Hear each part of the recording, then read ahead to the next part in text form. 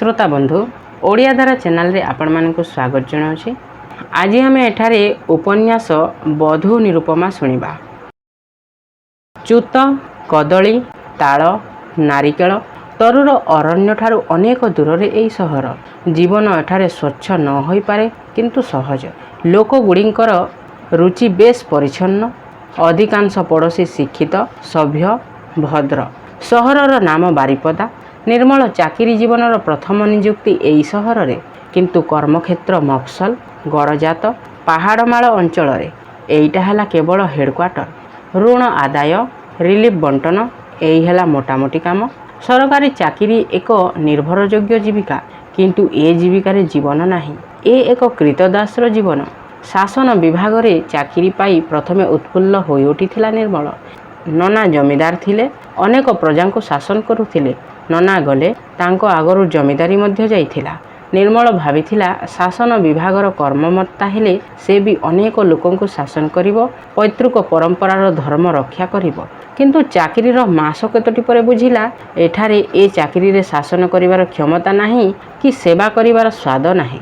जिला कलेक्टर को हुकुम तालीम करिबा ही तार काम। शासन विभागर सुदीर्घ सीढ़ी रे से होछि सभा शेष पाहाच। जो माने ए अंचलर लोकों को प्रकृत रे शासन करती जिला मजिस्ट्रेट एमएलए मंत्री जिला परिषद चेयरमैन ए समस्ते ता मुंड उपरे गोड़ रखी सीढ़ीर ऊपर पाहाच को उठंती। ओह्लाइबा बेले भी तारी मथारे पाद धूली दे अवतरण करती। प्रथमे आसी एक विचित्र परिस्थितिर सम्मुखीन हैला निर्मल। तापाई जो क्वार्टर निर्दिष्ट थिला ता आगरु गोष्ठी उन्नयन विभागर आउ जणे ऑफिसर ताहाकु दखल करि जाइछन्ति। सेही घर छाड़ीबाकू से नाराज। सेथिपाई ऊपर को लेखालेखि करी घर दखल आनिला बेलकू हुए तो सेते बेलकू अन्य स्थान को तार बदली हो जाइथिबो। तेणु शासन विभागर तल श्रेणीर कर्मकर्ता निर्मल प्रथमे निज मन को ही शासन कला। क्वार्टर पाई कलह करिबो नाही बोली से मने मने स्थिर कला। अनुसंधान कला आउ एक भड़ा घर। ठीक एतिक बेले देखा हैला तार अनिरुद्ध सहित। कवि अध्यापक अनिरुद्ध दास। हजि जाइथिबा जिनिस आउ मिलिबो नाही बोली मनरे स्थिर करिनेला परे हठात जदि से जिनिस अवलीला क्रमे मिली जाए ताहेले मनरे सृष्टि हुए अपूर्व एक आवेग। अनिरुद्ध सहित देखा होई जिबा परे सेही भली अपर्याप्त खुशी रे निर्मलर मनर कोण अनुकोण भरी उठिला। स्कूल जीवनर सुहृद अनिरुद्ध। मधुर कैशोरर अपसरा स्मृति। स्थानीय कॉलेज रे अध्यापना करुछि अनिरुद्ध। रास्ता मझिरे हठात निर्मल को देखि से उत्फुल्ल होई उठिला। तापरे आरंभ हैला अतीतर सेही स्मृतिचारण। निर्मल को हठात देखि से एक प्रकार छोट पिलांक भली प्रगल्भ होई उठिला। कहिला ए रास्ता रे ठिया होई गल्प कले चलिबो नाही, आम बसा को चाल। से टाणिला ताकू आगकू। निर्मलर मने हैला ए टणा केवल आग रास्ता को किंबा ता बसा को नुहे, ए टणा अतीतरु वर्तमान आड़कू। पछ जीवनर सेही अपसरा स्मृतिर साम्राज्यरु से टाणी टाणी ताकू वर्तमान मरुद्यान आड़कू नेउछि। निर्मल कहिला मु जीवी, किंतु गोटाए शर्तरे। मु ए अंचल रे नुआ, तू तो अनेक दिनरु एठारे रहिलुणी, तते मो लागी खंडे बसा खोजी देबाको हेबो। अनिरुद्ध अबाक हेले। प्रश्न कला माने ए अंचल रे डेपुटी कलेक्टर एमिति तरुणी विधवा भली निसहायता? अनिरुद्ध रास्ता मझिटारे कवित्व कला। वाक्य शेष करने सुजोग दे नथिला निर्मल। चापा कंठरे उत्तर देइथिला विधवा हेले भी तरुणी होइथिले निसहाय हेबार किछि कारण नाही। देहर यौवन पाई अंततः अनेक लोक समवेदना रे मन ओदा करी आश्रय जातन्ते, किंतु प्रकृत रे मु बाल्य विधवा भली निसहाय। काहारी साहाय्य भिक्षा करिबी ता तो जाने नाही, अथच काहारी बिना साहाय्य रे चली मध्य पारिबी नाही। निर्मल कथा शेष रे दुई बंधु मन खोला हस हसिले। अनिरुद्धर बसारे पहुँचिला निर्मल। बेस परिच्छन्न प्रशस्त बसा घर। घरे प्रवेश करिबा मात्रे निर्मलर कानरे बाजिला चूड़ीर ऋणझुण शब्द। अनिरुद्ध ताहेले विवाहित। निर्मल मनरे संकोचर स्पर्श लागिला, किंतु से संकोच अपसारित होई जिबाकू भी बेसी समय लागिला नहीं। तार अल्प समय पर निर्मल बुझिला अनिरुद्ध केवल स्वामी नुहे, जनक। 4 वर्षर झीटिया आसी अनिरुद्ध को जाबड़ी धरिला। बोऊ को कह जड़े डेपुटी बाबू आसीचंती, चा करिवे। निज झील को लक्ष्य करी कहिला अनिरुद्ध। किंतु निर्मल बुझिला झील को लक्ष्य करी कहूथिले भी अनिरुद्ध से कथातक निकटवर्ती प्रकोष्ठ रे थिबा पत्नी को उद्देश्य रे ही कहूथिला। किछि समय पर आलापटा बेस जमी आसिला। पछ दिनर से अधाभुला स्मृति को नहीं दुई बंधु बेस आलोचना कले। आलोचना मझिरे परिचय हैला अनिरुद्धर स्त्री श्यामळी सहित। नामटा श्यामळी होइतिले भी अनिरुद्धर स्त्री प्रकृत रे गौरंगी। ଚତୁର୍ଥ ବର୍ଷିଆ କନ୍ୟାର ଜନନୀ ସେହି ମହିମାମୟୀ ନାରୀଙ୍କ ଦେହରେ ସ୍ୱାସ୍ଥ୍ୟର ଭଗ୍ନତା ଦେଖା ଦେଇଥିଲେ ସୁଦ୍ଧା ମାତୃ ସୁଲଭ ଏକ ସ୍ନିଗ୍ଧ ଲାବଣ୍ୟରେ ତାଙ୍କର ସମଗ୍ର ଦେହ ଉଦ୍ଭାସିତ। ନିଜ ଘର କଥା ହଠାତ୍ ମନେ ପଡ଼ିଗଲା ନିର୍ମଳର। ନିରୁପମାର କଥା। ମୁଁ ଆସୁଛି ଅନିରୁଦ୍ଧ, ତୋତେ ଅନେକ ବ୍ୟସ୍ତ କଲି। ଯଦି କେଉଁଠି ନୂଆ ବସାର ସନ୍ଧାନ ପାଉ ମୋତେ ସାଙ୍ଗେ ସାଙ୍ଗେ ଜଣାଇବୁ। ନିର୍ମଳ କଥା ଶେଷ କରିବା ଆଗରୁ ଉଠି ପଡ଼ିଲା। ବସା ଆଉ ଖୋଜିବି କାହିଁକି? ଆମର 2ଟା ରୁମ୍ ତ ଖାଲି ଅଛି, ତୁ ଏଠାକୁ ଚାଲିଆ। ଅନିରୁଦ୍ଧ ଚା କପ୍ରେ ଶେଷ ଚୁମ୍ବନ ଦେଇ କହିଲା। ନା ନା, ଅସୁବିଧା ହେବ ତୋର। ମୁଁ ତ ଅଫିସ୍ ପାଖରେ ଗୋଟାଏ ରୁମ୍ ନେଇ ଅଛି। ନିର୍ମଳ ପ୍ରତିବାଦ କଲା। କିନ୍ତୁ ବେଳେବେଳେ ଏପରି ପରିସ୍ଥିତିରେ ମଣିଷ ପଡ଼ିଯାଏ ଯେତେବେଳେ ଯୁକ୍ତିଯୁକ୍ତ ପ୍ରତିବାଦ ବି ଯୁକ୍ତିହୀନ ଭଳି ମନେ ହୁଏ। ନିର୍ମଳର ପ୍ରତିବାଦ ସେହିପରି ମନେ ହେଲା।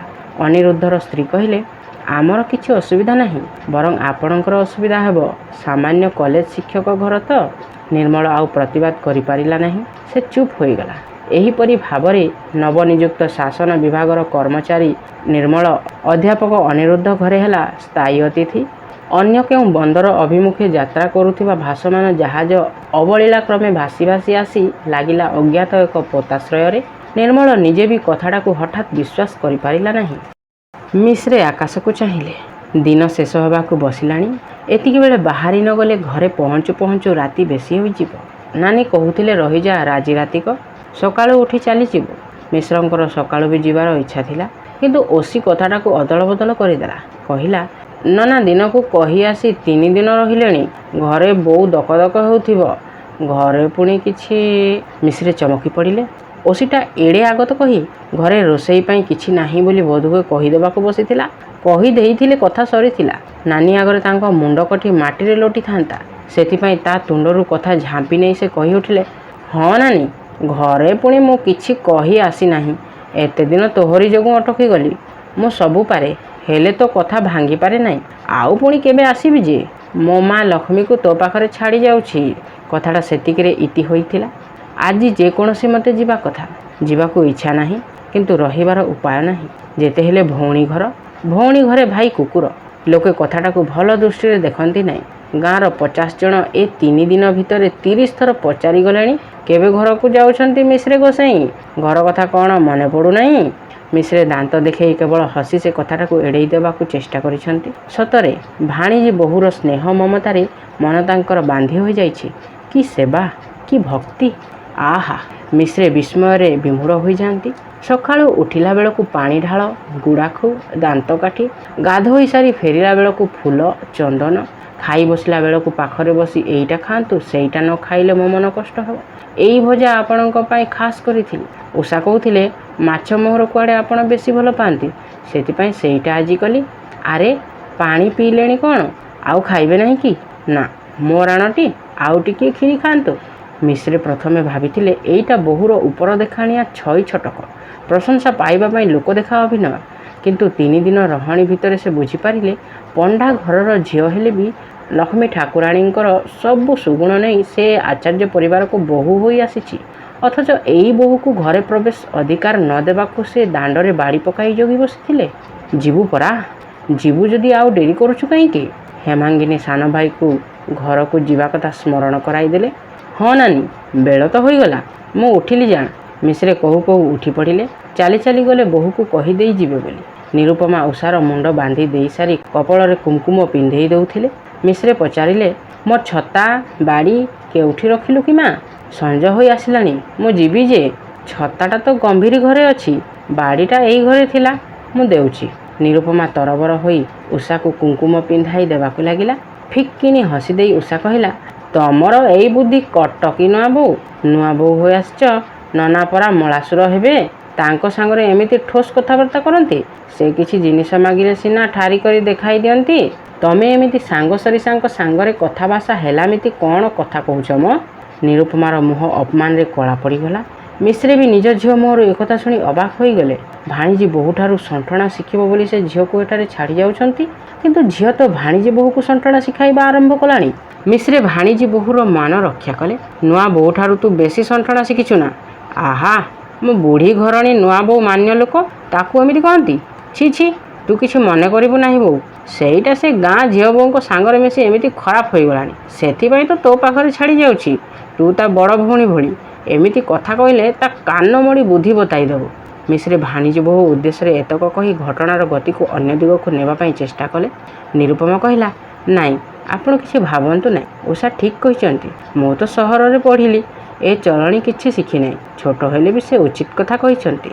ମିଶ୍ରେ ସେତେବେଳକୁ ଆଖି କଟମଟ କରି ଝିଅକୁ ଆକଟ କରୁଥିଲେ। ନିରୁପମାର କଥା ସେ ଭଲ କରି ଶୁଣିପାରିଲେ ନାହିଁ। ସନ୍ଧ୍ୟା ହୋଇ ଆସିଲାଣି, ଆଉ ସମୟ ଗଡ଼ାଇଲେ ଚଳିବ ନାହିଁ। ଝିଅର କଥା ଶୁଣିସାରିବା ପରେ ଇଚ୍ଛା ଥିଲେ ବି ଆଉ ନାନୀ ଘରେ ରହିବାକୁ ମନ ଟେକୁ ନାହିଁ। ଅନ୍ଧାର ହୋଇ ଆସୁଥିବାର ଦେଖି ନାନୀ ଯଦି ଆଜି ରାତିଟା ରହିବାକୁ ଜିଦ୍ କରେ, ତଥାପି ମିଶ୍ରେ ରହିବେ ନାହିଁ ବୋଲି ମନ ସ୍ଥିର କରିନେଲେ। ମନରେ ଆଶଙ୍କା, ଦୁର୍ଭାବନା ବଢ଼ୁଛି। ଉଷାର ଜୀବଖଣ୍ଡକ ଭାରି ଶାଣଦିଆ ଛୁରୀ। ବହୁ ଆଶା, ବହୁ କଳ୍ପନା ମନରେ ରଖି ସେ ତାକୁ ଏଠାରେ ଛାଡ଼ି ଯାଉଛନ୍ତି। ଯଦି ଭାଣିଜୀ ବୋହୂ ସାଙ୍ଗରେ ଏମିତି କଥାବାର୍ତ୍ତା କରେ, ତେବେ ସେ 3 ଦିନ ତଳେ ତାକୁ ଆଣି ଏଠାରେ ଯେମିତି ଛାଡ଼ି ଦେଇ ଯାଇଛନ୍ତି, ସେହିପରି ନାନୀ ହୁଏତ ଦିନେ ତାଙ୍କ ଘରେ ତାକୁ ଛାଡ଼ି ଦେଇ ଆସିବ।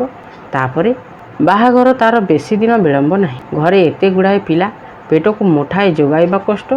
ଉଷା ବୋଉ ବି ଦିନକୁ ଦିନ ରୋଗିଣା ହେଇଯାଉଛି। ଶେଷକୁ ଏଇ ନାନୀ ଘର ଉପରେ ତାଙ୍କର ଅନେକ ଭରସା। କିନ୍ତୁ ହୁଣ୍ଡି ଝିଅଟା ଯଦି ବୋହୂକୁ ଏମିତି ମୁହଁ ଉପରେ ଥୁଣ୍ଟା ଦିଏ, ଏ କଥା ଯଦି ଭଣଜା ଶୁଣେ, ତେବେ ମିଶ୍ରେ ଆଖିରେ ଅନ୍ଧକାର ଦେଖାନ୍ତି। ଆସନ୍ନ ରାତ୍ରିର ଅନ୍ଧକାରଠାରୁ ଆହୁରି ଘନ, ଆହୁରି ଦୁର୍ଭେଦ୍ୟ ସେ ଅନ୍ଧକାର। ଯିବା ପୂର୍ବରୁ ବାହାରକୁ ଡାକି 2 ପଦ କଡ଼ା କଡ଼ା ଝିଅକୁ ଶୁଣାଇ ଦେଲେ। ଗାଲରେ ତାର ଖୁନ୍ଦାଟିଏ ଦେବା ପାଇଁ ମିଶ୍ରଙ୍କ ହାତଟା ଉପରମୁହାଁ ହୋଇ ଉଠୁଥିଲା। ପରିସ୍ଥିତି ଦୃଷ୍ଟିରୁ ନିଜ ହାତକୁ ସମ୍ଭାଳି ନେଲେ। ତାପରେ ଡଗଡଗ କରି ପାହୁଲ ପକାଇ ଅନ୍ଧକାରରେ ସେ ଏକମୁଖା ହୋଇ ବାହାରି ପଡ଼ିଲେ ନିଜ ଗ୍ରାମ ଉଦ୍ଦେଶ୍ୟରେ। ନିରୁପମା ସଞ୍ଜଦୀପ ଦେଇ ଫେରିଆସିଲା ନିଜ ଶୟନକକ୍ଷକୁ। ମୁଣ୍ଡଟା କାହିଁକି ହଠାତ୍ ତାର ବିନ୍ଧିବାକୁ ଆରମ୍ଭ କରିଛି, ସେ ବୁଝିପାରୁନାହିଁ। କାହିଁକି କେଜାଣି ସେ ଯାହାକୁ ଆପଣାର କରିବାକୁ ବସୁଛି, ସେମାନେ ସମସ୍ତେ ତାର ଶତ୍ରୁ ହୋଇଯାଉଛନ୍ତି। ସମସ୍ତେ ତାର ସ୍ନେହ, ସେବାକୁ ସନ୍ଦେହ କରୁଛନ୍ତି, ଅବିଶ୍ୱାସ କରୁଛନ୍ତି। କାହିଁକି? କ'ଣ ପାଇଁ? କାରଣ ସେ ପଣ୍ଡା ଘରର ଝିଅ। ନିଜ ମନର ଅଭ୍ୟନ୍ତରକୁ ନିରୀକ୍ଷଣ କରି ଚାହେଁ ନିରୁପମା। ପଣ୍ଡା ଘରର ଝିଅ ହୋଇ ଆଚାର୍ଯ୍ୟ ପରିବାରର ପୁଅକୁ ଭଲ ପାଇ ସେ କ'ଣ ଭୁଲ କରିଛି? ସେ ତ ନିଜେ ଜଣେ ବ୍ରାହ୍ମଣ ଘରର ପୁଅ ହରିଜନ ଘରର ଝିଅକୁ ବି ବିବାହ କରି ସୁଖରେ ଅଛନ୍ତି। ପ୍ରଥମେ କିଛି ଦିନ ସାମାଜିକ ପ୍ରତିବନ୍ଧକ ସୃଷ୍ଟି ହୋଇଛି, ପରେ ସେସବୁକୁ ଭୁଲି ଯାଇଛନ୍ତି। କିନ୍ତୁ ପଣ୍ଡା, ଆଚାର୍ଯ୍ୟ ଏମାନଙ୍କ ମଧ୍ୟରେ କ'ଣ ବା ତଫାତ୍? ନିଜ କର୍ତ୍ତବ୍ୟରେ କ'ଣ କିଛି ତ୍ରୁଟି କରିଛି ସେ? ସନ୍ଦେହ ଘନୀଭୂତ ହୁଏ ନିରୁପମାର ମନରେ। ବୋଧହୁଏ ଆଚାର୍ଯ୍ୟ ପରିବାରର ଗ୍ରାମ୍ୟ ଶାଳୀନତାକୁ ସେ ନିଜ ଅଜ୍ଞାତରେ ବେଳେବେଳେ ଆହତ କରୁଛି। ଏହିପରି ଏକ ଆହତ ଗ୍ରାମ୍ୟ ଶାଳୀନତାର ଚିତ୍ର ଉଷା ଆଜି ତା ଆଖି ଆଗରେ ତୋଳି ଧରିଛି। ଗୁରୁଜନଙ୍କୁ ନୂଆ ବୋଉ କଥା କହିବା ଉଚିତ ନୁହେଁ। ଠାରରେ ସବୁ ଜଣାଇବା ତାର କର୍ତ୍ତବ୍ୟ। ସେଥିରେ ଗୁରୁଜନଙ୍କ ଗୁରୁତ୍ୱ ବଢ଼େ, ବୋହୂର ନମ୍ରତା ପ୍ରକାଶ ପାଏ। ପଣ୍ଡା ଘରର ଝିଅ ବୋଲି ଏ ପରିବାରରେ ତା ପ୍ରତି ସମସ୍ତଙ୍କ ଘୃଣା, କାରଣ ସେ ଶିକ୍ଷିତା, ଉଚ୍ଚ ଶିକ୍ଷିତା। ନିରୁପମା ବୁଝିପାରିଲା, ଏ ଘରର ବୋହୂ ହୋଇ ପାରିବାରିକ ସୁଖଶାନ୍ତି ଫେରାଇ ଆଣିବାକୁ ହେଲେ ହୁଏତ ତାକୁ ପରିବାରର ଅନ୍ୟମାନଙ୍କୁ ତା ନିଜ ଶିକ୍ଷାର ଉଚ୍ଚସ୍ତରକୁ ଉଠାଇବାକୁ ପଡ଼ିବ। ବୁଝାଇବାକୁ ହେବ ଯେ ଶାଳୀନତା, ଭଦ୍ରତା, ଆନ୍ତରିକତା ସେକାଳ ବୁଢ଼ୀମା ଅମଳର ସେ ଅଚଳ ରକ୍ଷଣଶୀଳତା ମଧ୍ୟରେ ନାହିଁ, ଅଛି ଅନ୍ତରର ଶୁଭ୍ରତାରେ, ରୁଚିର ପରିଚ୍ଛନ୍ନତାରେ। ତା ନହେଲେ ତାକୁ ନିଜ ଶିକ୍ଷାର ଅଭିମାନ ଭୁଲି ନିଜ ଶାଶୁ, ନଣନ୍ଦ, ଗାଁ ପଡ଼ୋଶୀଙ୍କ ଶିକ୍ଷାର ନିମ୍ନସ୍ତରକୁ ଅବତରଣ କରି ଆସି ନିଜକୁ ସେମାନଙ୍କ ସହିତ ଏକାକାର କରିହେବାକୁ ପଡ଼ିବ। ଏହାଛଡ଼ା ଦ୍ୱିତୀୟ ପଥ ନାହିଁ। ଶାଶୁ ନଣନ୍ଦକୁ ନିଜ ଶିକ୍ଷାର ସ୍ତରକୁ ଉଠାଇବା ସମ୍ଭବ ନୁହେଁ। ସେ ନିଜେ ସେମାନଙ୍କ ସ୍ତରକୁ ଓହ୍ଲାଇ ଆସିବ। ସେ ଭୁଲିଯିବ ନିଜ ମୋଟା ଇତିହାସ, ଅର୍ଥନୀତି ପୁସ୍ତକର ଇତିହାସ। ସେ ଏକ ପଡ଼ା ଗାଁର ବୋହୂ, ସେଇ ତାର ଏକମାତ୍ର ପରିଚୟ। ବୋହୂ! ନିରୁପମା କବାଟ ପାଖକୁ ଫେରି ଚାହିଁଲା। ଶାଶୁ ଠିଆ ହୋଇଛନ୍ତି। ଲଣ୍ଠନର ସ୍ୱଳ୍ପାଲୋକରେ ତାଙ୍କ କ୍ରୁଦ୍ଧ ଦୃଷ୍ଟି କ୍ଷୁଧିତ ବାଗୁଡ଼ିର ଭ୍ରମ ସୃଷ୍ଟି କରୁଛି। ମୋତେ ଡାକିଲେ? ନିରୁପମା ଭୟଭୀତ ହୋଇ ପ୍ରଶ୍ନ କଲା। ହଁ, ତତେ। ଶାଶୁ ଢୋକ ଗିଳିଲେ। ତାପରେ କହିଲେ, ପିଲାଟା ଏ ଘରକୁ ଆସିବା 3 ଦିନ ହୋଇନି, ଗୋଡ଼ ଦେଉଣୁ ନ ଦେଉଣୁ ତାକୁ ତା ନନା ପାଖରୁ ଗାଳି ଶୁଣାଇଲୁ? ଛି ଛି, କ'ଣ ଭୁଲ ବା ସେ କହିଥିଲା, ଏଥିପାଇଁ ତାକୁ କାନ୍ଦିବାକୁ ହେଲା? ମୁଁ ସିନା ଶାଶୁ, ପର। ଯେତେ ବେଢ଼ଙ୍ଗ କଥା ଶୁଣିଲେ ବି କିଛି କହୁନାହିଁ। ଗାଁ ଲୋକେ କ'ଣ କହୁଛନ୍ତି, ସାହି ପଡ଼ିଶା କ'ଣ କହୁଛନ୍ତି? ସମସ୍ତଙ୍କ ସାଙ୍ଗରେ ହେଁ ହେଁ ଫେଁ ଫେଁ କଥା। ସେ ମଳାସୁର, ତା ସାଙ୍ଗରେ ବି ଥଟ୍ଟା ଟାପରା, ଠୋସ୍ କଥା। ଝିଅଟା ଦେହରେ ଗଲା ନାହିଁ, କହିଦେଲା। ତୋ ଭଳି ସିନା ସେ ବେ ମେ ପଢ଼ି ନାହିଁ, ସଣ୍ଠଣା ଶିଖିନି। କଥାରେ ଅଛି, ଚାଟ ଘର ପୁଅ ଚାଟ, ଭାଟ ଘର ପୁଅ ଭାଟ। ଭାଟ ଘର ଝିଅର ଅକଲ ଆସିବ କୁଆଡ଼ୁ? ହେମାଙ୍ଗିନୀ କଥାତକ କହି ଦମ୍ ନେଲେ।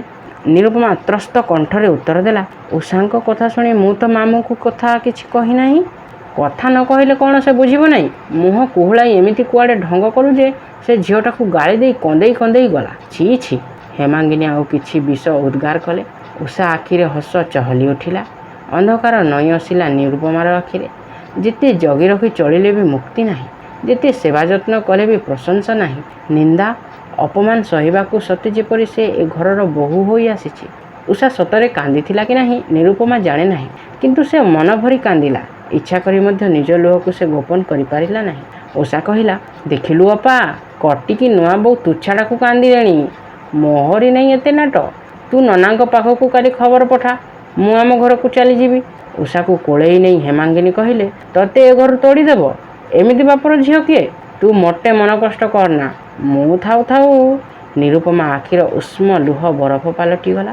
ଆଘାତ ଦେଲେ ବି ସାନ୍ତ୍ୱନା ଦେବାକୁ ଏ ଘରେ ତାର କେହି ନାହିଁ। ଦିନ ମାସକୁ ସେ ଏ ଘରକୁ ବୋହୂ ହୋଇ ଆସିନାହିଁ। ଏ ଜ୍ୱାଳା ଯନ୍ତ୍ରଣା ସେ କେତେ ଦିନ ସହିବ?